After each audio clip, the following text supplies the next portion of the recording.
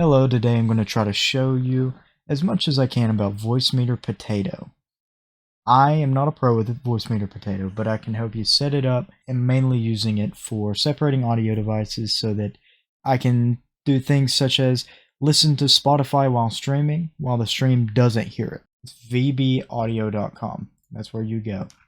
Go to wherever you want. I like Potato. If you're going to follow along with me, Potato is better to use because it's the same features as Banana and regular Voicemeter, but you have a lot more choices for separating audio. So let's go to Voicemeter Potato, press the download button.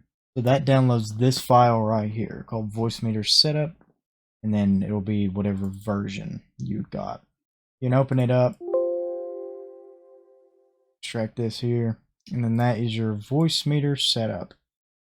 Double click this, go through all the steps of setting it up, and you will get this right here. Now that you have this, you have the actual application, but there's some things I need to explain. This is what it'll look like. I have a bunch of audio devices, so yours will not look like this when you open it up. So let's set up a basic microphone here to show how you can use Voicemeter. These are different input devices. This is where you select where audio is being input. That way you can change what it does. So when you open this up, this stuff is going to be, everything's going to be blank. A few things are filled in here for the purposes of how I'm going to explain this to you. Hardware out. What you need to know about this is where information is going out. So your headphones, your speakers, wherever you are sending this audio information to is what you want to put in this section. So I have my headphones and speakers. That's what I send audio out to. I am currently using the Yeti X. So you just click this and click Yeti X. And so you can see as I speak, this lights up. Now, A1 we have selected as headphones. A2 we have selected as speakers. If I select A1, then I can hear myself. I'm not sure if you guys can hear me when I do that, but I could hear myself through my headphones when I did that. This right here, I can hear myself. Whoa, there's some. Okay, so obviously that proves that you can hear me there, or I can hear myself there. So A2 is my speakers outside of my computer, and A1 is my headset. But I promised you guys earlier, like listen to Spotify or separate different parts of your audio. And that is very true. But you have to go download something else. So I'll meet you back now. So I've met you back. We're at the VB Audio website again. You're going to download a virtual audio cable. What this does allows you to separate all audio coming in. You can download VB Audio cable pack, and then of course we'll show it in folder and then drag it to the desktop. Okay, we're back at the desktop. Here's where it is. You open this up. So this is for 64-bit systems. This is for 32. And so you would just run this.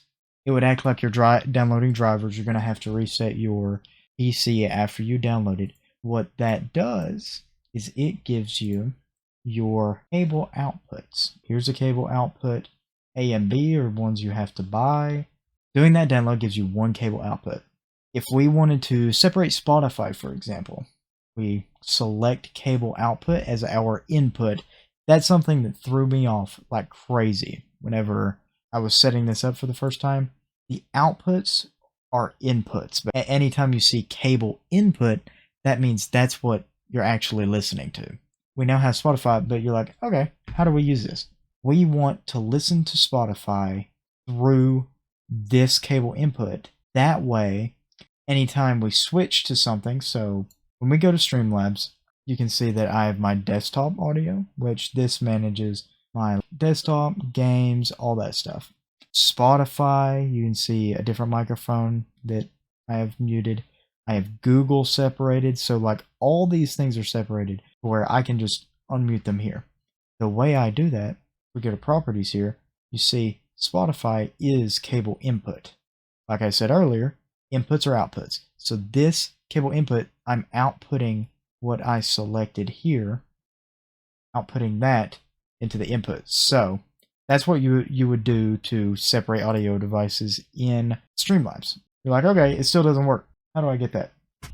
I will show you. Okay, so imagine you want to make Spotify a separate audio device.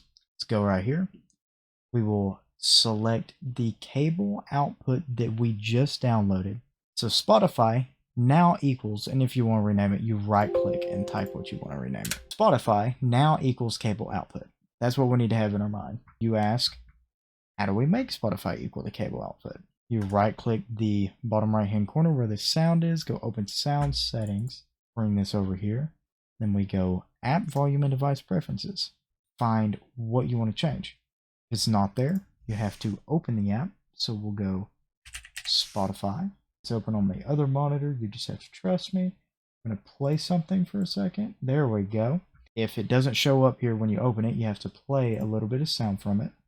Then you select output cable input, because cable input, that means the sound from Spotify is being input into this cable, and then Voicemeter Potato here's the output, and it allows you to control the output and send it to something you want to. So that's a lot to process, but hopefully you understand that. Now we have Spotify as cable input. We can open Spotify, play some music, and you can see that it's playing through here. Let's just take a quick moment to recap what we have learned. We have learned how to input a microphone through the inputs. We have learned how to separate a specific application through this output. You can separate as many applications as you want through that output. If you go to the system settings, if I wanted to separate Steam, and I can click cable input, and now all Steam sounds would go through cable input. How do we separate our default applications? So everything else that we download onto the PC that we don't specifically choose to separate from the others. For this, you will need more than one virtual output. If you do not have that, you will not be able to separate other output devices. I've bought cable A and cable B output on the Voicemeter website. I can separate up to 3 different groups. The way you make an output that has all default devices is you simply go back to the sound settings, and where the output sound is, this is your default device. So I like to make cable A my default device, and that includes all desktop apps and games. We've discussed everything you need to know about virtual outputs and how to separate virtual outputs. Now let's talk about virtual inputs and their benefit to virtual outputs. Every virtual output you can assign a virtual input. 3 for Voicemeter Potato, Voicemeter VAIO, Voicemeter Aux, and VAIO3. To my knowledge, the names don't mean anything. They just work the same way. I like to make the Voicemeter Aux my microphone. So if I want to assign a microphone, you press B2. The reason you would want to use a virtual input, so you can adjust your volume through here. You can also amplify that volume using the B2 slider right here. One last tip with Voicemeter is your ability to save your progress. If you go to the menu and you press Save Setting, Run on Windows Startup is not automatically turned on.